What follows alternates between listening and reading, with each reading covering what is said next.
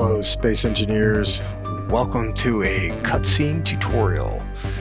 In this tutorial I am going to describe how I use Space Engineer's in-game cutscene editor to do flyby cinematic sequences for my Space Engineers YouTube series I'm currently doing called Far From Home. That is going to be linked in the description. So thank you for being here. I hope you find this useful. Let's get into it.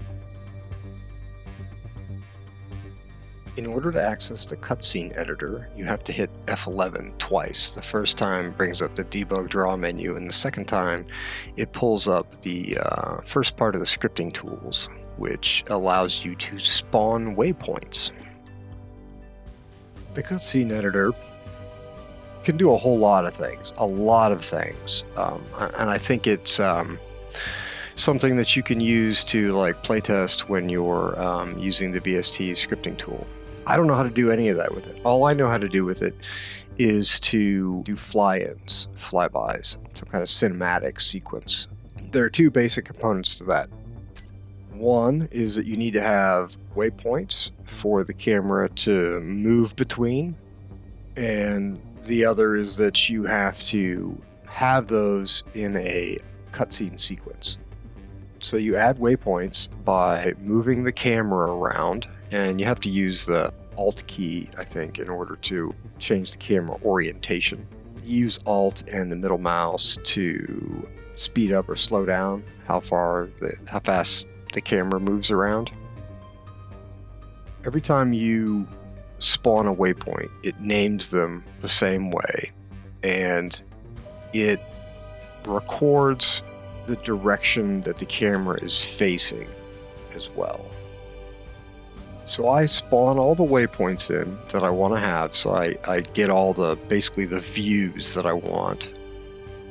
You have to keep in mind that when the cutscene editor moves between waypoints, unless you do a bunch of configuration, it's going to spend the same amount of time in between each of the waypoints.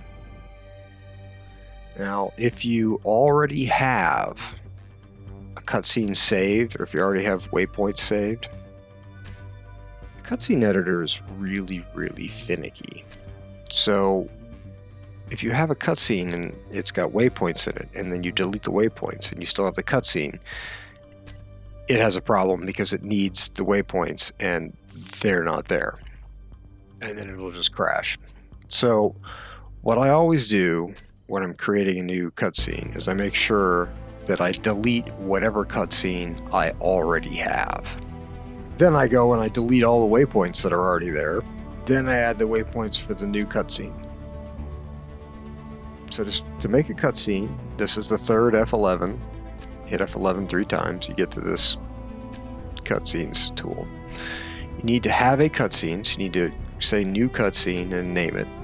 And then I usually you have to add nodes. So these are like things that are going to happen.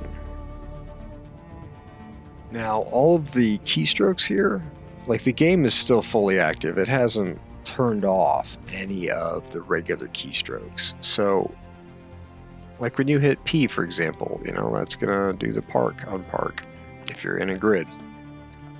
So what I do to do all the typing is that I go into TextPad and I type all the things out in TextPad. Then I copy it from TextPad and I go back into Space Engineers and I just paste it into the field that I want. You have to be careful when you do this.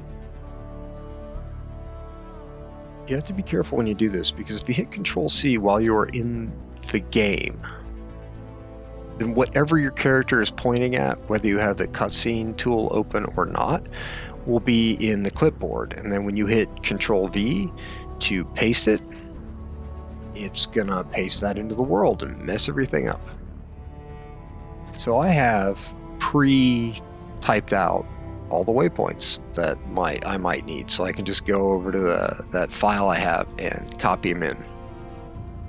When you're doing a spline, which is where you give it a bunch of waypoints and then it just goes between them smoothly. There's a mathematical formula or equation or whatever process. It's called a spline, which is what they're doing to connect all the waypoints together. If you want to add a node that's a spline, you have to put all of the waypoints that are going to be there separated by semicolons with no spaces.